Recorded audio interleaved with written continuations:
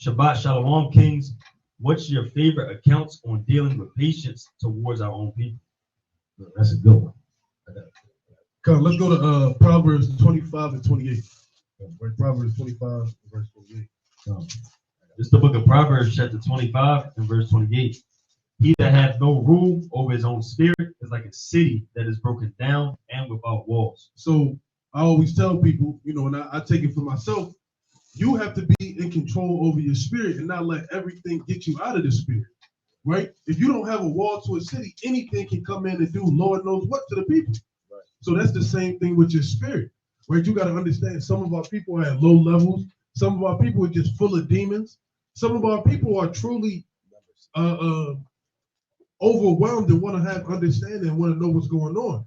So you have to have control over a situation through the Spirit of the Lord and not let everything get you out the spirit, right? Because if something can get you out the spirit, man, all hell and destruction can come upon you, right? So you have to regard your own soul and take your time and help deliver your people from that lower state. Right. Here's an account. Let's go to Numbers 16. And we were just in this account. It's one of my favorite chapters, man. This is just absolute rebellion. Numbers 16 and 1. Numbers chapter 16, verse 1. And this man, his name lives forever. Every brother know about Korah, man. Right? Bring that up. Now Korah, the son of Izhar, the son of Kohath, the son of Levi, and David, and Abraham, the son of Elab, and On, the son of Peleth, the son of Reuben, took men. Right. Wicked men. They took men. Go on. And they rose up before Moses with certain of the children of Israel, 250 princes. No, just regular old Negroes. 250 princes. How long does it take to get 250 princes on your side? Because the Lord said by strong forbearing, a prince is persuaded. Right? So, by long forbearing, right, is a prince persuaded. Which means what? A prince, he got stuff he got to do. It's like going to your CEO with your little plan. Right? He's not just going to listen to you for 5 minutes, man. Right? He may hear you out the first time. He may have to schedule another meeting. I'll talk to you next month. Right? Then he got to really buy into what you're saying, man. Because he don't have time for you, man. People with money, they got limited time. They got stuff they got to do. So princes, they're not just going to listen to you. Oh, well, Moses and Aaron. You got to be in these guys' ears, man. Over and over and over and over. Right? To get 250 men on your side. Read on. So this is sedition. Go on. And they rose up before Moses with certain of the children of Israel, 250 princes of the assembly, famous in the congregation. What kind of men was these? Famous in the congregation. Read. Men of renown. Famous men, top men. They got the top men on their side. They think they got this thing in their hands now, right? Right? Look who we got on our side, spirit. Right? Go on. And they gathered themselves together against Moses and against Aaron, and said unto them, Ye take too much upon you, seeing all the congregation are holy. Right, y'all, what are y'all doing the most, man? We want to be in charge. We're Israelites too. We're holy too. Right? What makes you a better Israelite than I am? I should be running stuff. Right? Because that was the talk behind, man. If I was Moses, man, we would have been there. Would have been in the promised land. I know this shortcut too, man. See, this quail went by the way, but why ain't go that way? Right, yeah, man, because Aaron, who Aaron think he is? Because Aaron's supposed to be some big high priest. You know Israel, man. Right? I got a big beard too. Yeah, I got a long beard. And is Miriam married? Is she married? What a reproach? She's supposed to be a prophetess. Right? So Israel could talk, man. Right? So they was talking. Go on. Ye take too much upon you, seeing all the congregation are holy. Right? Every one of them. And what? And the Lord is among them. Right? Wherefore, then lift ye up yourselves above the congregation of the Lord. Did the Most High choose Moses, or did Moses choose Moses? The Most High. It said you lifting yourself up above the congregation. He just led them through the Red Sea, man. Right? Go on. Israel is just ungrateful, unholy. Go on. And when Moses heard it, he fell upon his face. He did what? He fell upon his face. No, he went back at him. He fell upon his face. How many brothers going to do that? Right? Brother come at you with charges and charges and charges, and you fall upon your face. That's an act of patience right there, right? That's why it says in Numbers 12:3. Let me get that real quick about Moses, man. Moses had a different spirit. A lot of brothers, man, I just brought you out of Egypt, man. Did you see the little Mount Sinai? Was you up there? What was up there then? What you see? No. Yeah, all right. You know how Jake is. Jake started talking, man. Right? You went up there with me on Mount Sinai. Right? How many chariots was there? Yeah, that's what I thought. Right? That's why I'm Moses. Right? And he spelled his name out, man. Now Moses was humble. He was meek. Bring that up. Numbers chapter 12:3. Now the man Moses was very meek. No, very proud. Was very meek. Little bit meek. Was very meek. Very meek. Go on. Above all the men which are upon the face of the earth. That's crazy.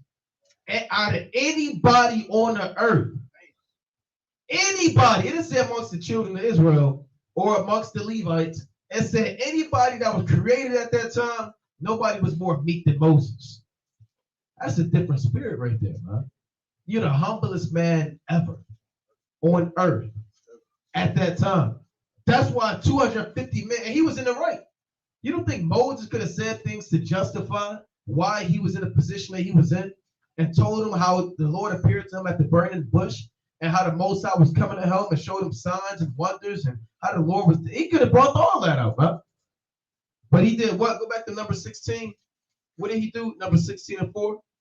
Numbers chapter 16:4. And when Moses heard it, he fell upon his face. No, he started fighting. He fell upon his face. He fell upon his face, man. I'm led to believe Moses could have called upon the Lord to destroy these men. And the Lord would have done it, man.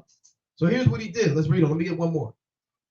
And he spake unto Korah and to all his company, saying, even tomorrow the Lord will shew who are his. He said, I'm going to put this matter into the hands of Yahweh. Right? The Lord going to show you what it is. I'm not going to do nothing. Right? Let Yahweh Basham Shah be true and every man a liar, man. The Lord going to show you what the deal is. Read on. And that's faith and humility, man. So if a brother say that, you're like, damn, man, shit, man. He really believe that. He really know it, man. Go on. Even tomorrow the Lord will shew who are his and who is holy, right? And will cause him to come near unto him. Even him we have chosen will he cause to come near unto him. Right. So that's this is we can read the whole chapter and see what happened. If you want to know what happened to these men, read the chapter, right? Right. See what happened to these men, but that's the point. That's an account of patience and humility. Even when you have the upper hand, even when you're in the right, and you have many things you can say to justify it and shut everything down, you fell upon your face and put it in the hands of the Lord. Right? That's a mighty account. Let's go to the book of 1 Samuel, chapter, so like in 2 Samuel 16:5. 2 Samuel chapter 16 and verse 5. Right. And when King David came to Bahurim, behold, thence came out a man of the family of the house of Saul, whose name was Shammai. Right. The son of Gera. He came forth and cursed still as he came. Right. He's cursing David. And David isn't walking by himself. David isn't just anybody. He's the king. He's surrounded by his hitmen, right? His army. And he's cursing them out. Right. Go to the book of Job, chapter 34 and verse number 18. So you can't just speak to a king any type of way you want to, man. It's the book of Job. And you get put to death for that. It's the book of Job, chapter 34 and verse 18. Is it fit to say to a king, thou art wicked? And David, it wasn't even wicked.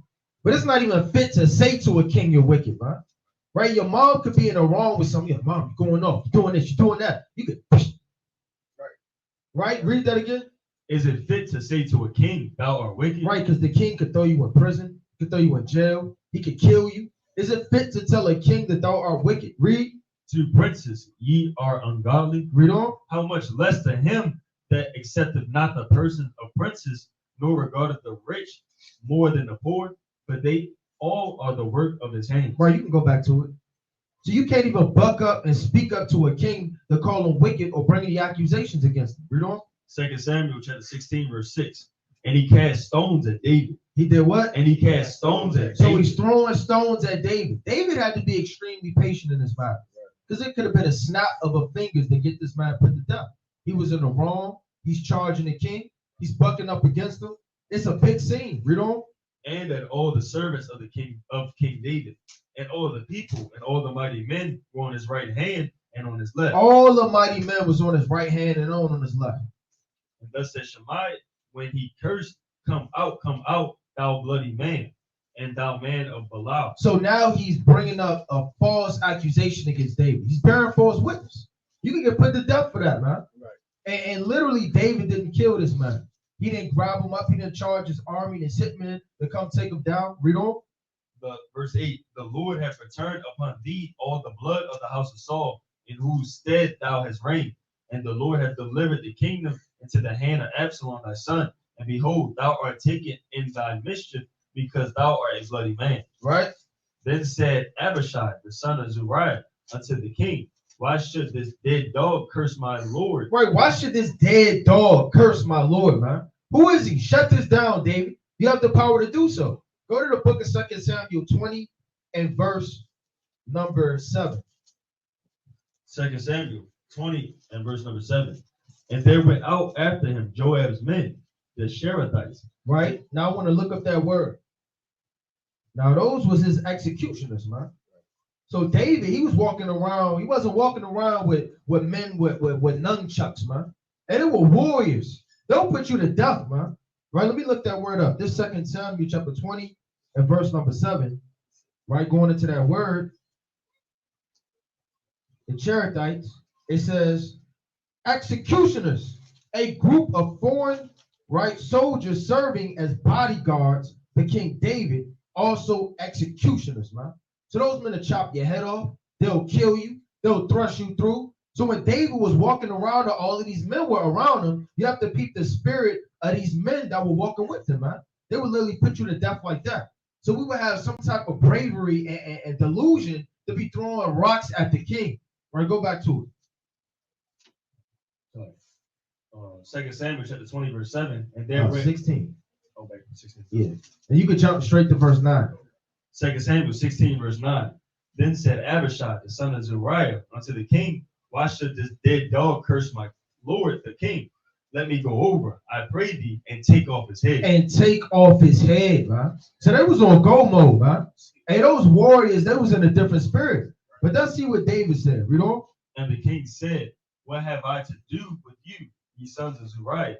So let him curse, because the Lord hath said unto him. And that's a real meek spirit to have all of that power to execute a death on a man. And he's doing you so wrong and you still don't do it. You take a step back and just let, man, it's in the hands of the Lord, man. The Lord want him to cuss me, let him cuss me. And what happened essentially to this man? Hey, that spirit of him rebelling and being wicked caught up with him. And his son Solomon got him put to death. Read on.